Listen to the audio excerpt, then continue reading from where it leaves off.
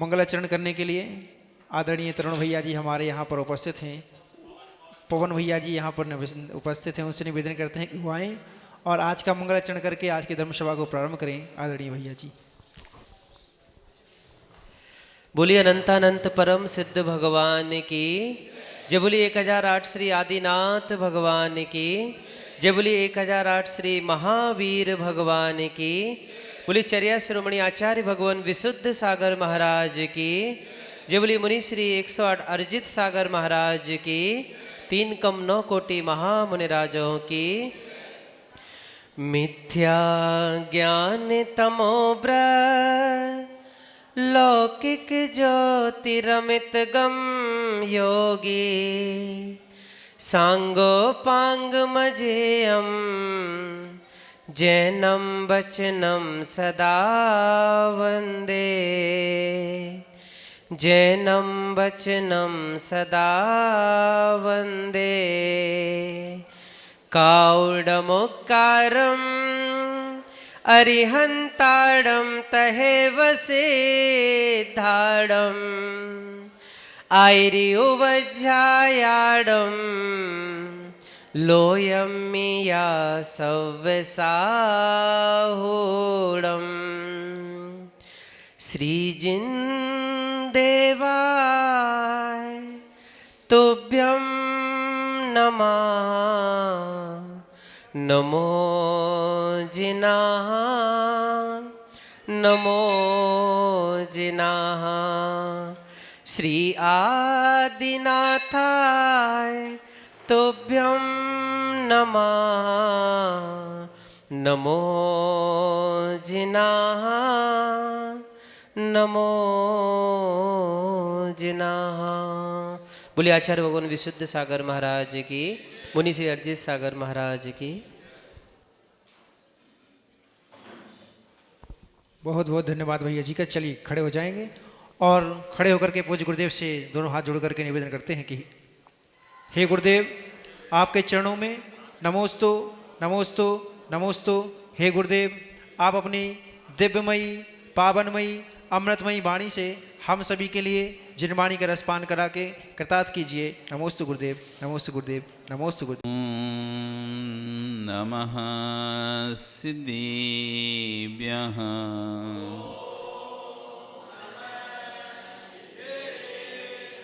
ॐ नमः सिद्धेभ्यः।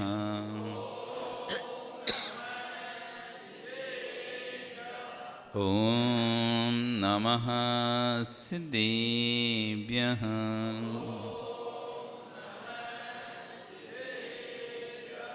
तिर्यणेख सत्त्वे सुमेत्रिं गुणिषु प्रमोदं क्लिष्टेषु जीवेषु कृपापरत्वं माध्यस्थभावं विपरीतवृत्तौ सदा ममात्मा विदधातु देव। सदा ममात्मा विदधातु देव। सदा ममात्मा विदधातु देव। नमो अरिहन्ताणं नमो सिद्धाणं नमो आयर्याणं नमो वज्जायाणं नमो लोये सव्यसाहूणं। बोले अनंत अनंत परमेष्टि भगवान की, आदिर्म आदिनाथ भगवान की, वर्तमान शासनाय श्री 1008 आदि महावीर भगवान की, आचार्य अमित गति स्वामी महाराज की, आचार्य गुरु श्री विशुद्ध सागर जी महाराज की, अहिंसा में विश्व धर्म की जय। जयकारा गुरुदेव का जय जय।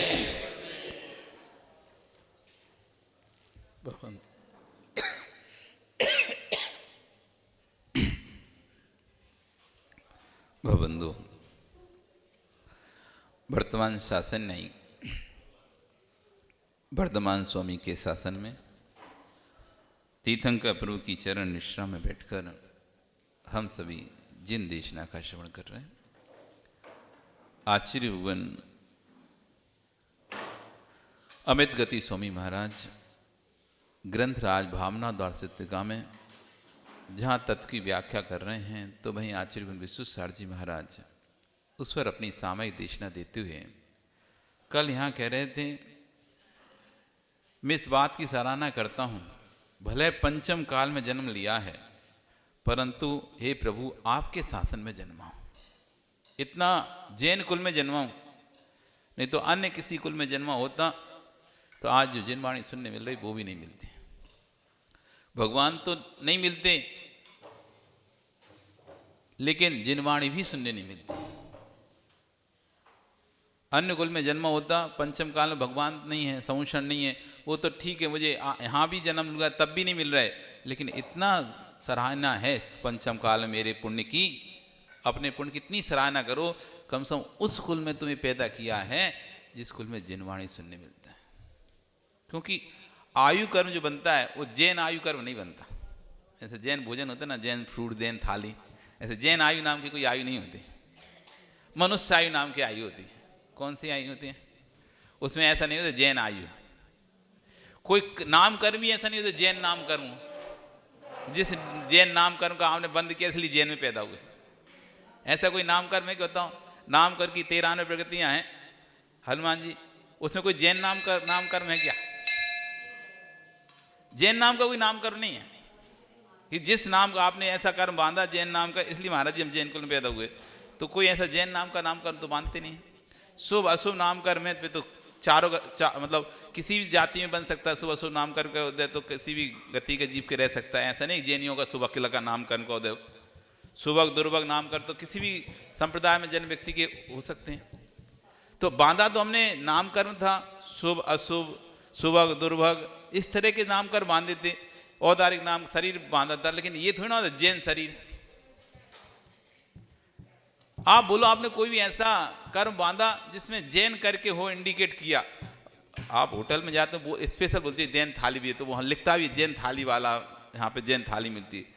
तो आपको लगा था यहाँ चलो अपन यहाँ जाते हैं जैन थाली है, तो हम कह नहीं हमने पुरसा से जैन थाली ली है। तो यहाँ पे आपने जैन कुल में उत्पन्न होने के लिए कोई ऐसा नाम कर नहीं बांधा था जिसमें पर्टिकुलर था कि जैन नाम कर्म को जैसे आप यहाँ पे हुए, जैन कुल में पैदा हुए। जैन नाम की आयु थी, कोई आयु बांधी थी मनुष्य की। मनुष्य को बांध कहीं भी उत्पन्न हो सकते थे। मनुष्य में मनुष्य की आयु बांधने के बाद, मनुष्य तो कितने सारी जाती है, मनुष्य 84 लाख जाती हैं, 14 लाख जातियां हैं मनुष्य की। देख पता है ना, 14 लाख है, कोटि भी 14 लाख, कहीं भी जन्म हो सकते थे। जरूर नहीं इसी कुल में और जन्म होना था आपका।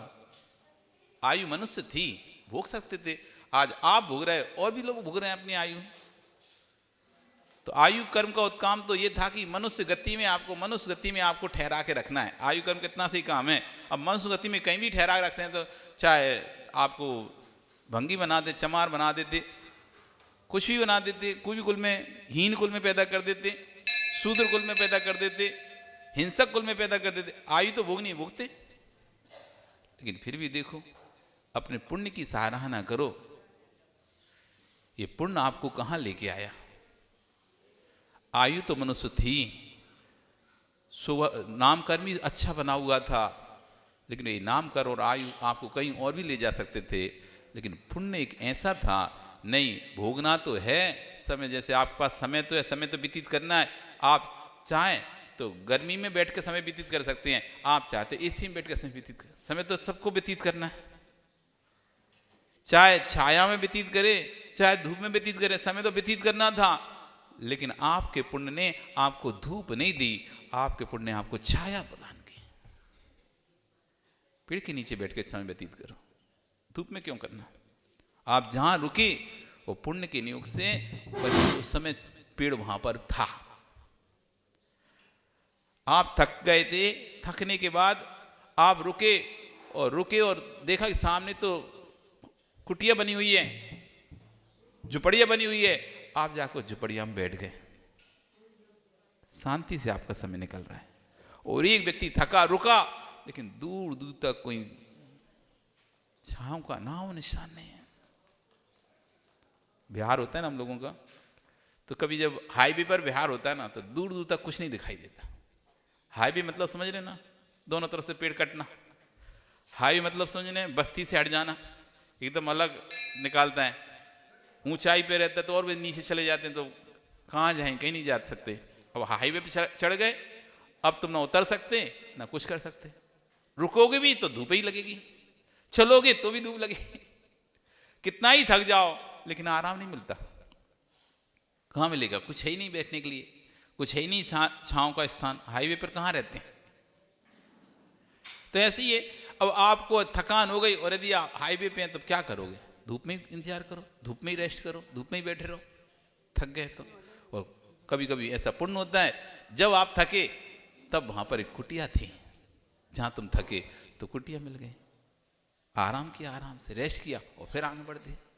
ये पुण्य था। अपने पुण्य की सराहना करो कि भले पंचम काल में जन्म लिया है लेकिन आपके, हे प्रभु, आपके शासन में जन्मा हूं। सबसे बड़ी बात है कि आपके शासन में जन्मा हूं। मैं उस कुल में जन्मा जहां पर आपके शासन का नाम लिया जाता है, आपके शासन का जयकारा बोला जाता है, भगवान महावीर स्वामी की जय बोली जाती है। आप उस शासन में पैदा हुए, नहीं तो कि और हिंसक शासन में पैदा हो जाते तो काटते मारते, बंदूकें चला रहे होते। देखते तो टीवी में इंसान उन्हें गाजर मूली जैसे देखते हैं, काट देते हैं, मार देते हैं, कुछ लगता ही नहीं है कि, मतलब आपको तो एक चींटी मारने में लगता है चींटी मार दी, और उस कुल में देखो, हाँ तो ऐसे सरेआम सबके सामने टीवी पर ऐसे गर्दन उड़ा देते हैं, गोलियां मार देते हैं। कोई लगता ही नहीं है कोई इंसान नाम की कोई चीज है उनके सामने। कोई डर लग रहा हो उन्हें या कोई भय हो, बड़े खुश होते हैं। जितने ज्यादा मारते उतने ज्यादा खुश होते हैं। और ऐसे बेरहमी से इंसानों को तो ऐसे टुकड़े टुकड़े कर देते हैं, जैसे बकरी को काटते हैं ऐसे इंसानों को काट देते हैं। कुछ मतलब नहीं रहता। आप सोचो आप किस कुल में पैदा हुए। आपके शासन में जन्ना ये बड़ा पुण्य का उदय है। ये अपने पुण्य की सराहना करो कि कम से कम, हे प्रभु, इतना पुण्य मेरा था कि मैं ऐसे कुल में जन्म नहीं लिया, मैं आपके शासन जनूंगा जहां पर आपका नाम लिया जाता है। विश्वास रखना, आप तो परम सौभाग्यशाली हो कि जिस कुल में जनवाणी जयवंत होती है उसमें जन्म हुआ है, उस कुल में जन्म हुआ है। कथा क्या चल रही पता है? भद्रभाऊ स्वामी महाराज की कथा चल रही थी कि भद्रभाऊ स्वामी महाराज जब गोवर्धन आचार्य निकल रहे थे चर्या के लिए, तभी उन्होंने भद्रभाऊ को देखा। बालक, छोटा सा बालक गेम खेल रहा था, खेल रहा था, एक के ऊपर एक गोटी जमा रहा था। 14 गोटी उसने इतनी जल्दी जल्दी जमा दी। गोवर्धन आचार्य निमित्त ज्ञान लगाया, अरे ये भविष्य का शुद्ध केवली होगा, ये तो भविष्य का शुद्ध केवली होगा। और उससे कहते हैं चल तेरे घर पे ले चल, मुझे तेरे पिता के पास लेके चल। वो बेटा अंगुली पकड़कर अपने पिता के पास लेके जाता है और पिता से कहते हैं मैं इसको जिनागम की शिक्षा दूंगा, इसको मुझे दे दो। तो पिता कहता है मैं ऐसे कैसे दे दूं, इसकी मां से पूछना पड़ेगा, मां को आने दो, मां से पूछना पड़ेगा। बेटा का महाराज कहते तुम अपनी मां के पास लेके चलो मुझे। मां के पास लेके जाता है और मां से कहते हैं कि ये पुत्र मुझे चाहिए, मैं इसको जिनागम में शिक्षा दूंगा। तो मां कहती है पिता से पूछना पड़ेगा, पिताजी से पूछना पड़ेगा।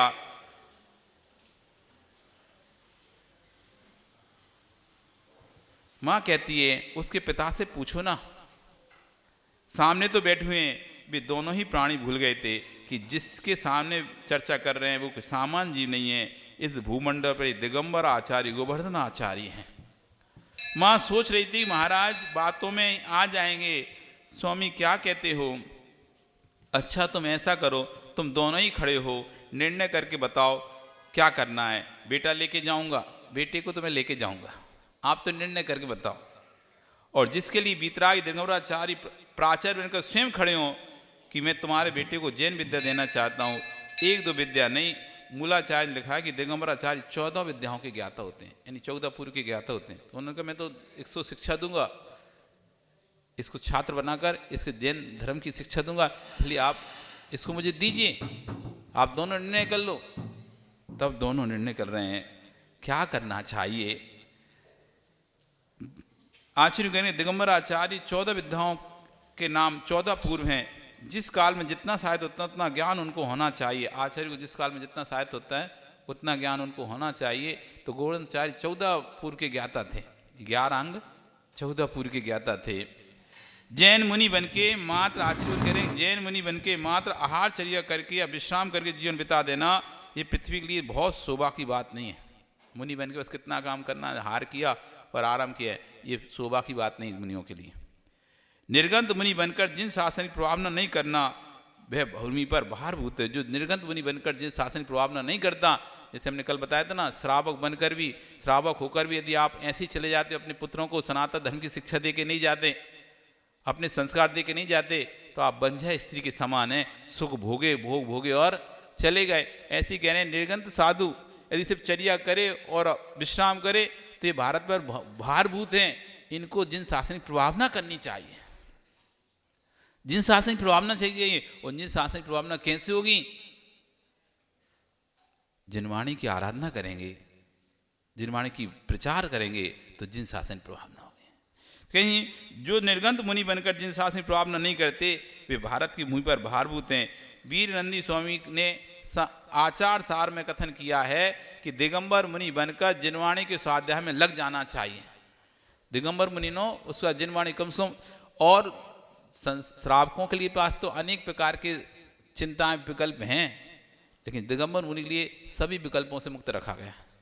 खाने के, कमाने के, सबके मूलन से, ना तुम्हें कोई कमाने की चिंता रखनी, ना बनाने की चिंता रखनी,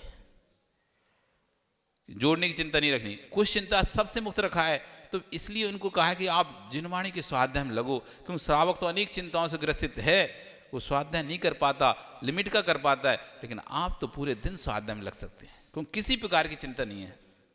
इसलिए साधनों को निश्चिंत रखना चाहिए, आपको सब प्रकार की चिंताओं से मुक्त रखना चाहिए।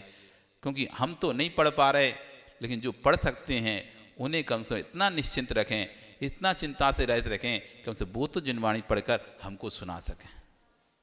यदि हम उन्हें चिंता में डालेंगे तो जिनवाणी कब पढ़ेंगे और सुनाएंगे कब हमको। आचार्य कह रहे हैं साधु कार्य तपा श्रुता, साधु कार्य तो तप और श्रुत है, तप करो और जिनवाणी का अध्ययन करो। समय अब समझने का समय, जानने का समय। साधु का कोई दूसरा काम, साधु कोई दूसरा काम करते दिख जाए तो धीरे से कहना भो स्वामी नमोस्तु, दुनिया के काम तुम्हारे नहीं कि मेरी संस्था कैसे चलेगी, तेरी संस्था कैसे चलेगी, कैसे मठ बनेगा, कैसे मंदिर बनेगा, मेरे परिणाम की संस्था संभालो कि कैसे चले और शिवालय की ओर कैसे जाएं। दिगंबर मुनि के माँ दो ही काम है, तपस्या करना और सुध की आराधना करना। दिगंबर मुनि का कोई तीसरा काम है ही नहीं है। संपूर्ण द्वादशांग में वह दो ही काम दिखाई दिए हैं, दानम पूजा मुखा साव्या दम्मे, और ध्यान ना साव्या तेण बिना झाड़ झेण मुखम जदि दम्मे तम बिना तहाँ सो भी। कि दान पूजा करना ये श्रावक का मुख्य धर्म है, उस बिना श्रावक की कोई शोभा नहीं है। और ध्यान अध्ययन करना ये यति का मुख्य धर्म है, इसके बिना यति की शोभा नहीं है। जो यति ध्यान अध्ययन नहीं करता उसकी शोभा नहीं है, जो श्रावक दान पूजा नहीं करता उस श्रावक की शोभा नहीं है। अब देख लो, सब अपनी यदि अपने अपने कार्य में लग जाएं तो कोई को किसी को कहने की जरूरत नहीं पड़ेगी। सब अपनी जिम्मेदारी भूल जाते हैं तो बताना पड़ता है भाई आपका मुख्य कार्य है दान पूजा करना। आप दान पूजा करोगे तो मुनि अपने ध्यान अध्ययन में लगा रहेगा। दान करना, पूजन करना ये श्रावक का मुख्य धर्म है। यदि श्रावक दान पूजा नहीं करता तो वह श्रावक शोभा को प्राप्त नहीं होता है। ध्यान करना, अध्ययन करना यति का मुख्य धर्म है। यदि ध्यान अध्ययन मुनि नहीं करता है तो वो मुनि शोभा को प्राप्त नहीं होता है। स्वामी आपका दूसरा कोई काम करते ये आंखें नहीं देखें, इन आँखों को यही पुण्य है कि दिगंबर निर्गंत योगी को ध्यान अध्ययन में ही लीन रहते हुए देखें, आयु कर्म के निषेक अन्य कार्य में नष्ट करते ना देखें। आत्मदृष्टि से के परिणाम भव भव में नहीं मिलते। ऐसी भावना रखो कि हमें इतना साधु को निश्चिंत रखो, निर्विकल्प रखो कि हमारी आंखों को साधु को दूसरा काम करते देखना ही ना पड़े। हम इतने विकल्पों में डाल के रख देते हैं, फिर हमारी आंखों को दूसरा कार्य भी देखना पड़ जाता है, कानों को दूसरा कार्य भी सुनना पड़ जाता है। हम इतने निर्विकल्प रखें, उनको इतना निर्विकल्प रखें कि जब भी दिखें तो आपको ध्यान करते हुए दिखें, जब भी दिखें तो आपको जिनवाणी का अध्ययन करते ही दिखें, दूसरा काम करते दिखे ही नहीं। विकल्पों से निर्मुक्त रखो, क्योंकि स्पष्ट लिखा है आगम में, साधु भेष किसी के जीव का प्राणों का घात करना तो बहुत दूर की बात है, हिंसा बहुत बड़ी बात है, आपने शरीर के किसी का घात कर, लेकिन यदि एक साधु के भाव भी यदि आपके द्वारा खराब हो गए हैं तो आपको साधु हत्या का दोष लगता है। साधु के परिणाम यदि किसी व्यक्ति के कारण खराब होते हैं तो उस व्यक्ति को, क्योंकि वो परिणाम, साधु कोई पुरुष नहीं है, साधु परिणाम का नाम है, साधु किसी भेष का नाम नहीं है। ऐसे भेष तो आप कई बार नंगे तो आप दिन भर में कई बार हो जाते हो, जब बाथरूम में जाते हो तो। नग्न होने का नाम साधु नहीं है। नग्न तो आप कई बार हो जाते हो, तो नग्न होने से आप साधु नहीं होते हो। जो भाव है ना, गुणस्थान नग्न का नहीं है, गुणस्थान भाव का है। गुणस्थान नग्न होने से गुणस्थान नहीं बढ़ते, नंगे तो फिर पूरे तिरंच रहते हैं। एक भी तिरंच कपड़ा नहीं पहनता है कोई तिरंच। दिगंबर में सबसे ज्यादा संख्या नंगों की है, कपड़े वालों की संख्या कितनी सी। नारकी सोवे नग्न रहते हैं, पूरे नारकी नग्न रहते हैं, पूरे तिरंच नग्न रहते हैं, तो नंगों की संख्या ज्यादा है। कपड़े वाले कितने से देव हैं और थोड़े से मनुष्य हैं, गिनती के उंगली पे गिनने लायक 45 अंक प्रमाण, 46 अंक प्रमाण, उतने से मनुष्य हैं और देव है बस, बाकी नग्न अनंत तिरंच नारकी असंख्यात नारकी, ये सब नग्न ही तो है। यदि नग्न रहने से गुणस्थान बढ़ता तो फिर सारे तिरंच 6वें गुणस्थान में पहुंच जाते, लेकिन नहीं बनता।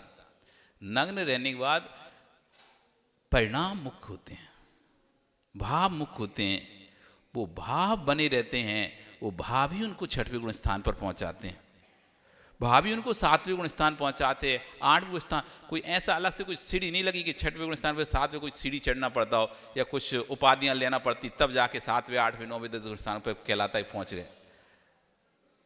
अंतरंग के भाव हैं, भाव का नाम ही मुनि है। जो भाव हैं उन्हीं का नाम ही मुनि है। संजलन कसाय संबंधी जो भाव हैं उनका नाम मुनि है। जिसके अनंतानुबंधी संबंधी भाव का उपशमन हो गया है, अप्रत्यक्षान संबंधी भाव का उपशमन हो गया है, प्रत्यक्ष संख्यान संबंधी भावों को उपशमन हो गया है, मात्र जिनके देश घाती प्रगति संलग्न भाव का उदय है, संलग्न कसाय संबंधी भाव का उदय है, उसका नाम है मुनिपना। तो भाव का घात होना ही मुनि हत्या है। आप मुनि का थोड़ी ना हत्या करते, कोई मुनि की हत्या थोड़ी ना करता है, लेकिन उनके परिणामों का भी यदि ह्रास होता है हमारे कारण से तो वो भी मुनि हत्या ही कहलाती है, यति हत्या ही कहलाती है। क्या कह रहे हैं आचार्य? वो माता पिता कितने धन होंगे जिनके द्वार पर सैकड़ों योगियों की आहारचर्या खड़े थे, जिनके द्वारे पर वे माता पिता कितने धन्य हैं जिनके द्वारे पर सैकड़ों योगियों के साथ आहारचर्या, सैकड़ों के साथ करने वाले आचार्य खड़े थे, सैकड़ों योगियों के साथ आचार्य खड़े थे। जब कहा कि इस बेटे को मुझे दे दो तो भद्रभाव स्वामी के पिता जी उच्च कोटि दर्शनाचार्य थे, ज्योतिषाचार्य थे, भद्र ब्राह्मण थे। उन्होंने पहले ही इसकी कुंडली देख ली थी कि आगे जाके दिगंबराचार्य बनेगा बेटा उनका। उनके जो पिता थे भद्रभाव स्वामी के बहुत बड़े ज्योतिषाचार्य थे, दर्शनाचार्य थे। उन्होंने जब जन्म हुआ था तभी उसकी कुंडली बनाई थी, तभी देख लिया था कि आगे जाके बहुत बड़ा दिगंबर आचार्य बनेगा। इसलिए अंदर से तो वो थे ही तैयार कि आगे जाके से दिगंबर मुनि बनना ही है। फिर भी मन नहीं मानता ना, फिर भी एक बार बोलते हैं ठीक है आप ले जाओ इसे, लेकिन एक शर्त पर, क्या आप शिक्षा देकर इसे वापस भेजोगे, रखोगे नहीं अपने पास। क्या शर्त पर? आप शिक्षा देकर इसे वापस भेजना हमारे पास। तो महाराज ने कहा अच्छा ठीक है, मैं आपकी शर्त स्वीकार करता हूं, मैं इसको पूरी शिक्षा दूंगा और शिक्षा देकर मैं इसको वापस भेजूंगा एक बार आपके पास, और यदि फिर से ही मेरे पास वापस आ गया फिर नहीं भेज मैं एक बार वापस भेजूंगा, आप जितना राग रंग से रिझाना चाहो रिझा लेना, जैसा रखना चाहो वैसा रख लेना, लेकिन यदि वापस फिर मेरे पास आया तो फिर मैं इसको दीक्षा दे दूंगा। ठीक है।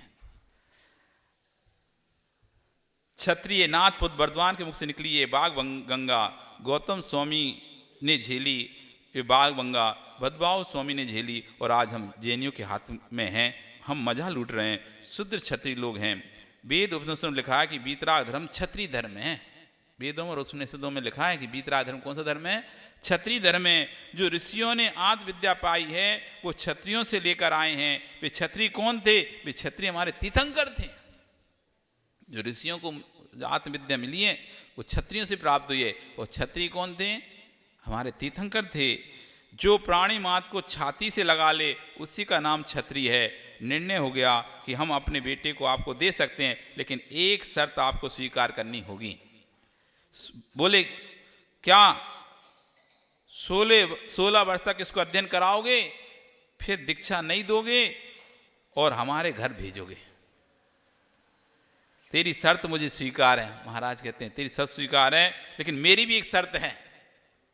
16 वर्ष में जैसी इसकी विद्या पूर्ण हो जाएगी मैं आपके पास भेजूंगा। यदि ये पुनः मेरे पास आ गया तो मैं आपसे पूछूंगा नहीं, मैं इसको पुनः दीक्षा दे दूंगा। पहले की दीक्षाएं इस तरह से होती थी। दिगंबर जब भी, मतलब अब तो बंद हो गया, चतुर्काल में दीक्षाओं का ऐसा था कि यम दीक्षा और नियम दीक्षाएं होती थी। जैसे अभी जो दीक्षा होती है वो जीवन पर्यंत के लिए दीक्षा होती है। पहले 2 प्रकार से दीक्षाएं चलती थी, जीवन पर्यंत की दीक्षा और एक समयावधि की दीक्षा, कि 10 साल तक मुनि बनकर अध्ययन करेगा। जब तक अध्ययन कर रहा है तब तक मुनि बनकर अध्ययन करेंगे, और अध्ययन पूर्ण हो जाएगा तो घर वापस चले जाएंगे। तो ऐसी 16 साल तक, ऐसी मतलब उम्र तक उनको मुनि बना के रखा। कैसे रखा? मुनि बना के रखा, शिक्षा दी, और 16 साल बाद फिर वापस उनको घर भेज दिया कपड़े पहना के कि अब जाओ, अब यदि तुम्हारा बैराग होगा तो फिर वापस आ जाना। ये तो सिर्फ दीक्षा के लिए दिया था, दीक्षा के लिए बना। तो पहले छोटी दीक्षा, बड़ी दीक्षा। तो छोटी दीक्षा एक नियत समय के लिए, एक टाइम पीरियड के लिए दीक्षा होती थी। उस टाइम पीरियड के बाद वापस वो घर जा सकता था और शादी आदि भी कर सकता था। अगर बैराग नहीं है तो घर चले जाओ, यदि बैराग है तो वापस आ जाना। तो छोटी दीक्षा अपने अभी इस जैन समुदाय में बंद हो गई। ओसवा समुदाय में भी प्रारंभ है छोटी दीक्षा बड़ी। इसलिए यहाँ पे 2 प्रकार से छोटे छोटे बच्चे लेते ना, वो दीक्षा ले रहे हैं, देते से वापस जा सकते हैं एक समय सीमा पढ़ाई के बाद। और अपने यहाँ वो अब काल के दोष के कारण कह लें या विकृति बढ़ने के कारण अब वो बंद कर दी। अब हमारे यहाँ वो छोटी दीक्षा नहीं होती, हमारे यहाँ एक ही दीक्षा होती है, बड़ी दीक्षा। मतलब जीवन पर्यंत के लिए बना दिया, अध्ययन के लिए नहीं बनाया, क्योंकि लोग उसका गलत प्रचार करने लगते थे, इसलिए वो बंदी कर दी।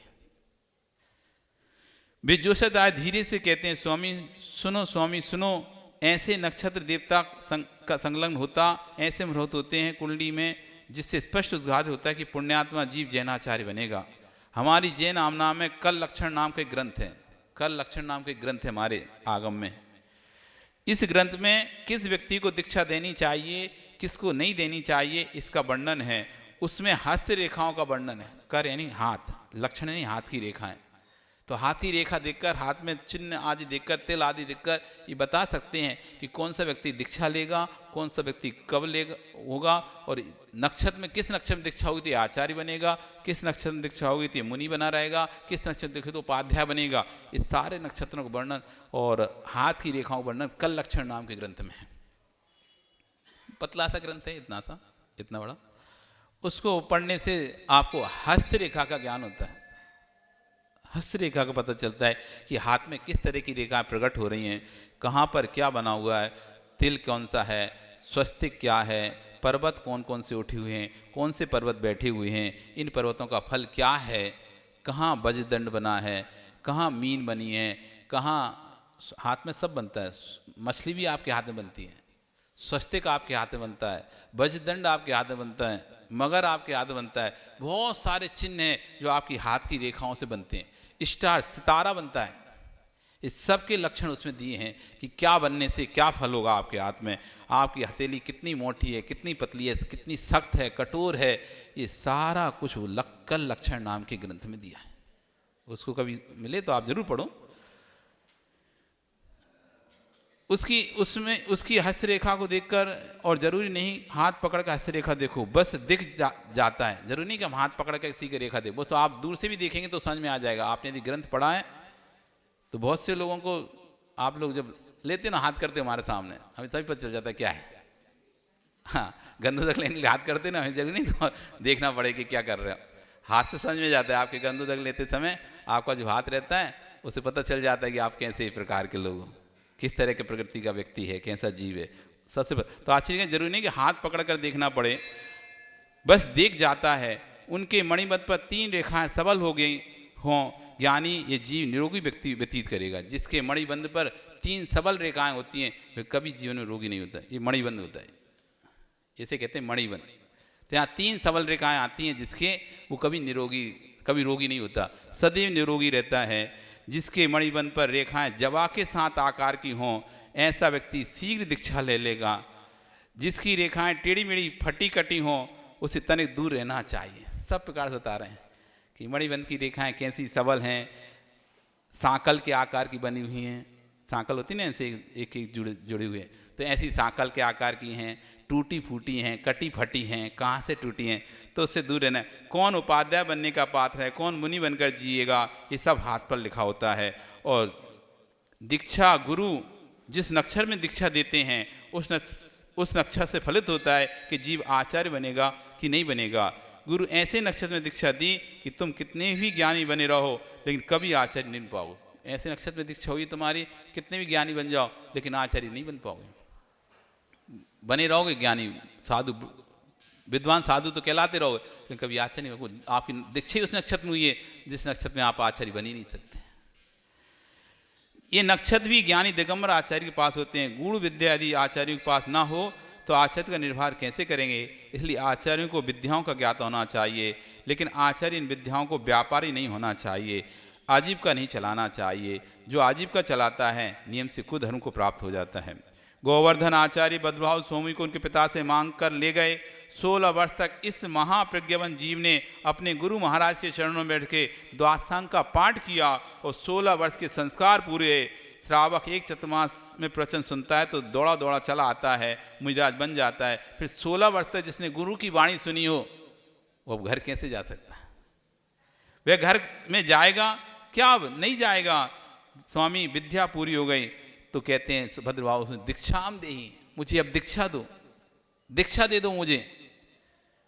नहीं, बस दिगंबर मुनि का सत्य धर्म होता है। ये विशेष ध्यान रखो आप लोग। आप लोग बदल सकते हो लेकिन साधु नहीं बदल पाते। उनके पास 5 महाव्रतों में सत्य महाव्रत है, इसलिए जब तक नहीं बोलते तब तक तो कुछ भी हो जाता है, लेकिन जब बोल देते हैं तो फिर नान्यथा मुनि भाषणम, मुनि के भाषा अन्यथावादी नहीं होते। इसलिए जब जब इनसे बुलवाओ तो पहले सोच लो कि बोल देंगे फिर इनसे हम पलटवा नहीं पाएंगे। इसलिए जब हम बोल रहे हैं उसके पहले ही बोल दो, ऐसा मत बोल देना हमको अभी पलटवाना पड़ेगा।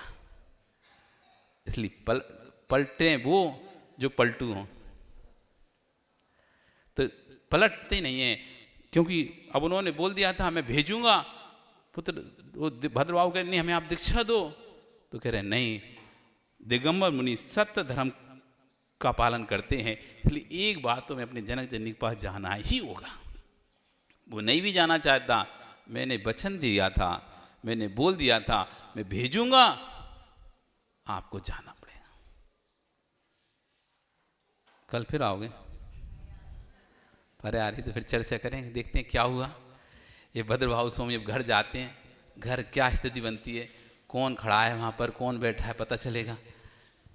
शादी करते हैं कि नहीं करते, क्या स्थिति बनती है, तो कल आपको पता चलेगा। बोली भगवान महावीर स्वामी की।